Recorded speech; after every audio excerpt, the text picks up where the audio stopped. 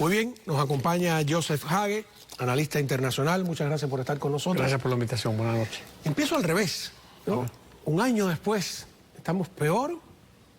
¿Ha mejorado la situación? ¿Se ha arreglado algo? Estamos mejor y peor, depende en dónde vamos a ver. ¿Mejor en qué sentido? Mejor en el sentido de que se ha debilitado la organización de Hamas bastante y ya no tiene esta fuerza militar que pueda causar daño a su alrededor, al menos en el sur de Israel. Estamos peor en el sentido de que ahora no solamente hay un solo frente entre Israel y Gaza, sino Israel está combatiendo a casi 6 frentes o 7 frentes. Tienen a Hezbollah en el norte de Israel, tienen a los hutíes de Yemen, tienen a la Guardia Revolucionaria iraní desde Siria, tienen al movimiento popular desde Irak y tienen a Irán directo desde Irán. Entonces, esto no existía hace un año, era no solamente el ataque en contra de Israel, de Gaza, y la invasión de Israel a la franja de Gaza para aplastar a Hamas, a la organización terrorista de Hamas. ¿Se podría decir que hay más antisemitismo público en Occidente que hace un año? Oh, eso definitivamente lo hay. Lamentablemente, los tontos útiles, para no decir una palabra peor, los tontos útiles que han manifestado y que siguen manifestando, apoyando al pueblo palestino, en realidad no saben de lo que están hablando, porque hay una gran diferencia entre el pueblo palestino. Si verdaderamente quiere uno apoyar a los palestinos, puede apoyar a la autoridad palestina, puede apoyar a la población civil que fue usada como escudo humano de parte de Hamas, pero ellos allí en general dicen apoyando al pueblo palestino. Al mismo tiempo puedes apoyar al pueblo palestino sin tener este odio hacia el pueblo judío o hacia Israel o hacia tener un sentimiento de antisemitismo, antijudaísmo en general. La idea de que se trata de un conflicto territorial donde los judíos están ocupando un espacio que es de los palestinos, yo me pregunto, bueno, ¿y cómo explicar entonces atentados como el de la asociación, la Mutual Judía en Argentina en 1984, o en la propia embajada de Israel en Buenos Aires tiempo atrás, que hubo 80 muertos en la Mutual Judía? ¿O cómo explicar toda la persecución a los judíos antes de la creación en 1948 del Estado de Israel, desde Egipto? Mira, podemos entrar en muchos detalles, pero en breve, empezando con el 1948. Antes del 48 había judíos que vivían en ese territorio, que llamó el mandato inglés, que llamó Palestina. Pero este territorio tenía el nombre de Israel desde miles de años. Ha cambiado a través del tiempo por los romanos, por los turcos, por los otomanos, etcétera, etcétera. Pero Israel, israelita, Jerusalén, todos estos nombres siempre existieron. En el 48, por mandato de Naciones Unidas, se dividió ese terreno, este pedazo de tierra. Tú tienes esto que puedes llamarlo Israel y tú tienes esto que puedes llamarlo Palestina. Sí, disculpe ahí una pausa, sí. Porque como habían exterminado a los judíos en la Segunda Guerra Mundial y en tantos lugares, pues la idea era que estaban molestando, metidos en los países. Le dijeron, regrésense a Palestina. No es que regresen. Los judíos de Israel, que vivían allí como nativos indígenas de ese país, invitaron o abrieron la puerta a los otros judíos que están en Europa que vengan a Israel. ¿Cuál es el problema? No es que regresaron, porque el judío europeo no originó del Estado de Israel. Hay muchos que no originan, la mayoría no tienen origen en el Estado de Israel. Pero ellos se sumaron a su compatriotas judíos en el Estado de Israel. El sionismo. Ahora, bueno, tendríamos para estar en una tremenda discusión. Claro, lo que pasa es que los países árabes rechazaron la propuesta de Naciones Unidas. atacaron a esta franja pequeña que se llama Israel, de acuerdo a Naciones Unidas, y perdieron la guerra. No es que Israel invadió a la otra parte, no. Todos los árabes, Egipto, Jordania, Irak participó, Siria, Líbano, todos se pusieron de acuerdo y avanzaron, pero perdieron la guerra. Además de perder la guerra, perdieron terreno. Entonces volvieron, intento otra vez en 67, otra vez perdieron tierra. 73, otra vez perdieron tierra. Entonces, el tema de que no es que Israel fue, dame tu tierra y vete de acá. No, ellos atacaron, Israel se defendió y se ganó más terreno. Vamos a ver a J.D. Vance hablando hoy de que es el aniversario de la masacre y que muchos se manifestaron a favor de los masacradores. Today especially, which is extremely disgraceful if you think about what we're remembering here. A year later, over 1,000 Israelis, many Americans, innocents who lost their lives, who were brutally murdered by Hamas. Today, in the United States, there are literal pro-Hamas protesters around the country calling for a ceasefire. And what they're really calling for is for a unilateral surrender. I have a different message. The only way this war is going to end is when Hamas gives up its arms and stops the fighting and lets the hostages come home. That is the way to end this conflict. ¿Hay alguien en el otro bando, ya no Hamas, incluso palestino, que haya pedido la liberación de los rehenes públicamente? No, todavía no. Con condiciones lo han pedido en las negociaciones de que los rehenes se vuelven, primero, antes que todo, que salga Israel completamente de la franja de Gaza. 2, que garantice, los negociadores que garanticen, que incluya a Estados Unidos, que no van a asesinar a los líderes de Hamas, como Sinwar y sus subtenientes, sin asesinarlos. Y 3, tienen que aceptar la autoridad de Hamas en la franja de Gaza. Con estas condiciones, no creo que hay ni un primer ministro de ningún partido en Israel que pueda aceptar un cese al fuego, el retorno de los rehenes con estas condiciones. Déjeme hacer una pregunta personal, disculpe, porque como hoy todos somos culpables de algo, se nos acusa. Pues sí. ¿Usted es judío? No, cristiano católico. Ah, ok, no, porque van a decir, claro, es judío, está defendiendo los... Ah, no, yo soy católico maronita, que son... Claro, y libanés. Y libanés. Okay. Nacido y crecido en el Líbano. Qué bien, ¿no? Y además participó físicamente... Claro, yo 10 años en servicio militar en el Líbano, en contra de la misma gente. Los palestinos, aquel tiempo era Yasser Arafat y sus bandas, y Hafez al-Assad y sus bandas. Los cubanos allí del régimen cubano 800 ahí. soldados cubanos, un gran número de tanquistas. Sí. Lo reconoció el propio régimen castrista, metiéndose en todo lo que no le importa. Estaban claro. Los japoneses también, Baader-Meinhof, alemán, todo eso. Yo combatí contra toda esa gente. ¿Cómo ve ahora lo que está pasando en el Líbano? Mira, es que escuchar las noticias es una cosa, pero escuchar al público es completamente otra cosa. Hay un alivio adentro del Líbano porque lo que está haciendo Israel, aplastar al aparato militar de Hezbollah, está ahorrando una guerra civil adentro del Líbano entre los libaneses y su ejército en contra de Hezbollah adentro del Líbano.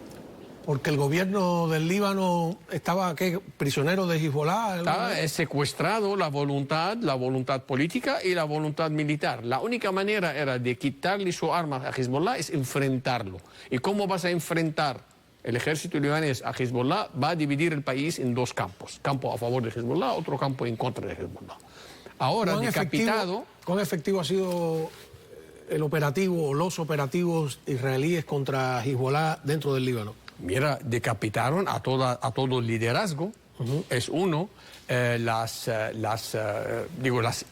informaciones que tenemos, que el ánimo de los combatientes fue por el suelo, están llamando a sus combatientes o a sus militantes a través del mundo. Tengo información que en Venezuela hay más que 10.000 que se volvieron de vuelta, se fueron de vuelta al Líbano. a Irán, a los dos, porque necesitan combatientes. El golpe que le dio Israel con las explosiones de los buscapersonas y los walkie-talkie y los teléfonos, fue una bofetada, como si hay un tipo de 70 kilos jugando box con Mike Tyson.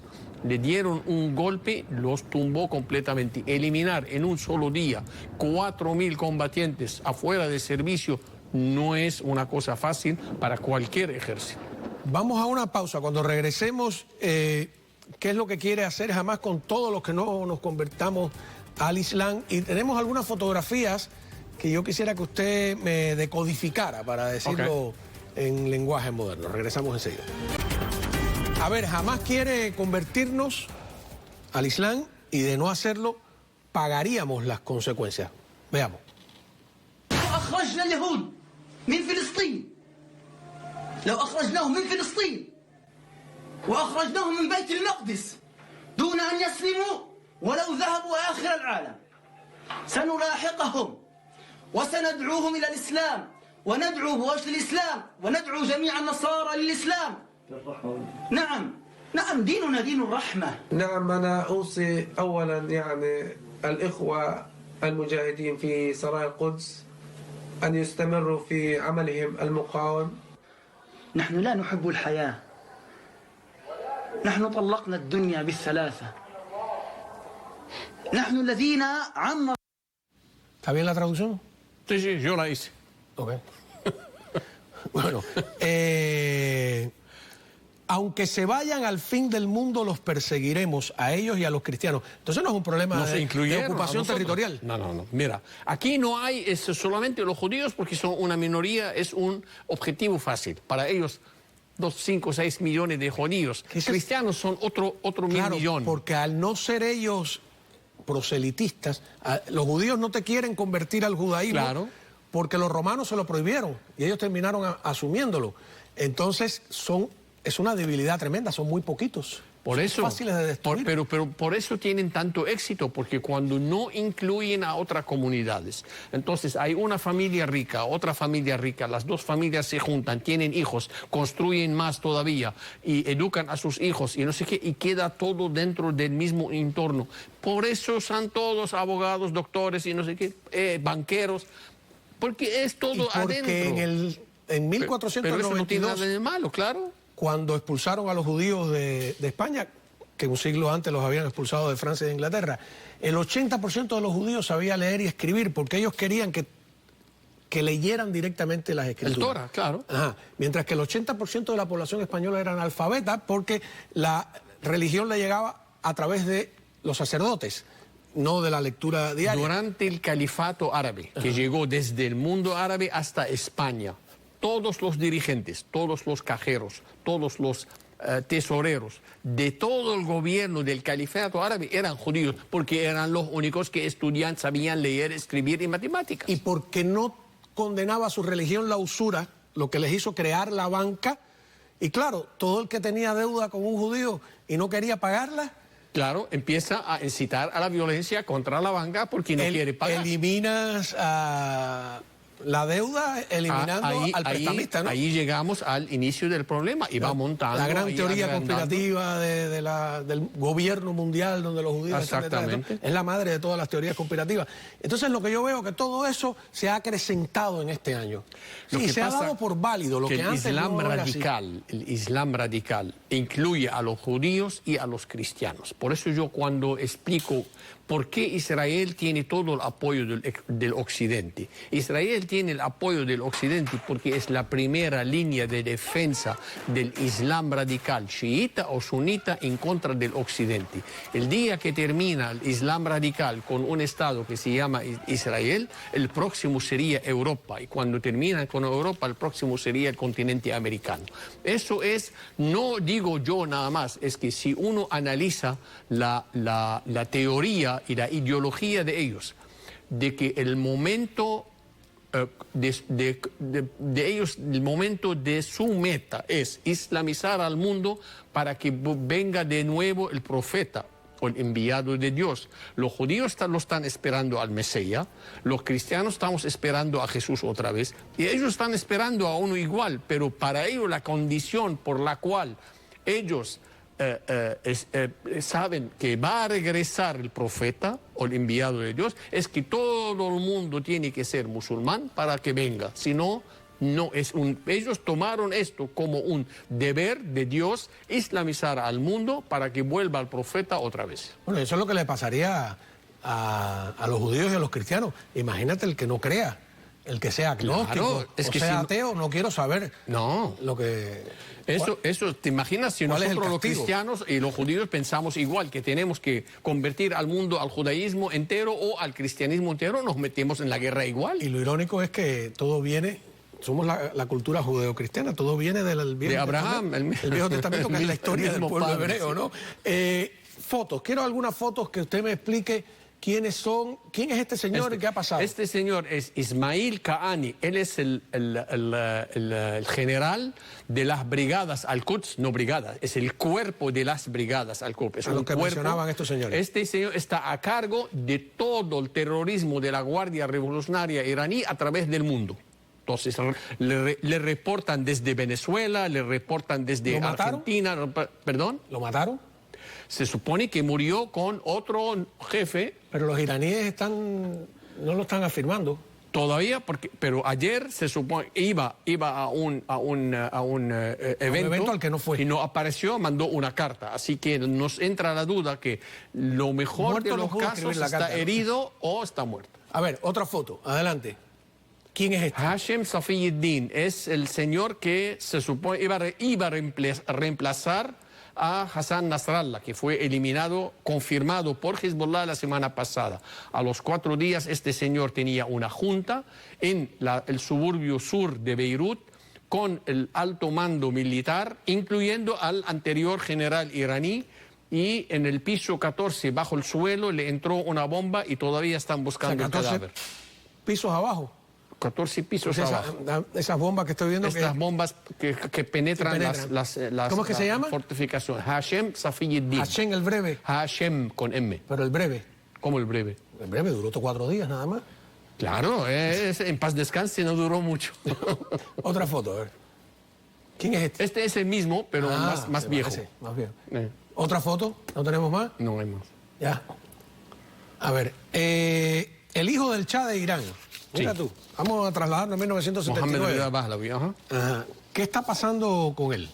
Él hoy, sorprendentemente, hizo un llamado de paz y de cooperación, primero para el mundo occidental, después primero Es para él el ahí. mundo árabe, después para el mundo occidental y, ante todo, a su pueblo iraní. Es este, el hijo de Reza Este es Pahlavi. el hijo del ex Shah de Irán, que fue destituido en el 79 con la llegada del Ayatollah Khomeini. El señor es bien estable, no reclama la monarquía, quiere una monarquía republicana, tipo España, no sé si Inglaterra, pero él está llamando a que el pueblo iraní no busca ni la guerra ni arma nuclear, él quiere convivir y construir a Irán, porque hay un índice de más del 50% de pobreza en Irán. Entonces el pueblo iraní ahora está muy descontento con lo que está pasando. Cuando ven a Irán mandando en 10 minutos 200 misiles balísticos que costaron 250 o 200 millones de dólares y hay 50% de cada uno 1 millón, 200 y pico de millones, 1 millón de fracción, y ven a la gente muerta de hambre en las calles, no tienen necesidad, no hay viviendas, no hay todo el petróleo se gasta en el armamento. Entonces esa gente empezaron, hace 30 años salían a la calle y pedían la muerte para el padre de este señor, ahora salen a la calle llamando a este señor para que vuelva Es a una Irán. ironía, porque una de las críticas al presidente Carter, que acaba de Sí. cumplir 100 años de edad, fue ese cambio brusco en Irán, que además se lo pagaron secuestrándole a los diplomáticos. Sí. Visto en la distancia, ¿era reformable No, se equivocaron. Yo creo aquel tiempo, yo era 79 yo tenía menos de 20 años, 18 años, y aquel tiempo lo vi equivocación y lo sigo viendo una equivocación. Tú puedes reformar presionando al líder que tú puedes ver como un dictador. Lo que pasa es que hay una mentalidad aquí en Estados Unidos.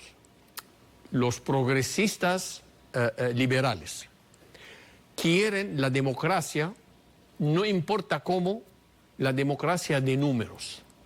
En países como Egipto, Irán, a donde el pueblo, el índice de analfabetismo es tan alto, tú no puedes considerar una democracia de números. Porque, como dijo Einstein una vez, con una democracia de números, 2 idiotas me van a ganar todo el tiempo. Por ser idiotas. Porque él es el genio. ¿No? Entonces, lo mismo que se equivocaron apoyando a la elección de Mohamed Morsi en Egipto, y a los 2 años tuvieron que inventar algo para sacarlo porque el tipo estaba llevando no a Egipto nada más, sino al Medio Oriente entero. Egipto, que es además el país árabe con el mayor número de habitantes. Es la cuna del Islam sunita. Claro. Entonces... es la guía. La guía.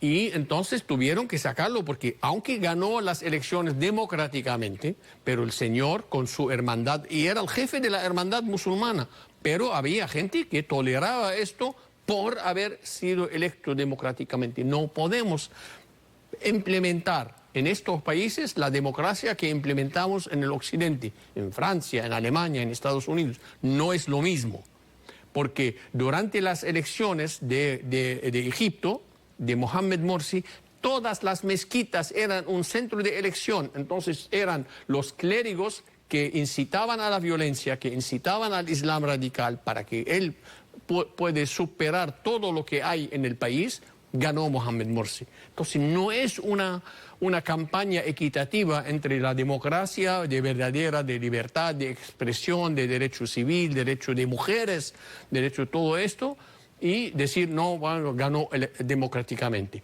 Y bueno, pero yo no entiendo, ¿quieres un mandatario que fue electo democráticamente, que prohíbe a la mujer la comida, la bebida, ni voz ni voto, pero, ganó democráticamente? Señor, esto no es una democracia. Democracia es cuando todo el mundo tiene derechos, no solamente el que ganó, sino ya no es una democracia. Eso es algo de los Estados Unidos que mucha gente no entiende, que en la idea de chequeos y balances y la idea del Congreso era que nunca la mayoría pudiese imponerse sin tener un contrapeso, ¿no? Es que la diferencia entre Estados Unidos y estos países, aquí tenemos una constitución, y la constitución nos protege a nosotros, al más fuerte en la calle, al más fuerte en Washington o el más débil acá, son todos equitativos ante la ley. En estos países no lo hay eso. Tiene que haber siempre un equilibrio. Muchísimas gracias, Joseph Hage, por haber estado con nosotros. Mucho gusto. En nombre de ese equilibrio...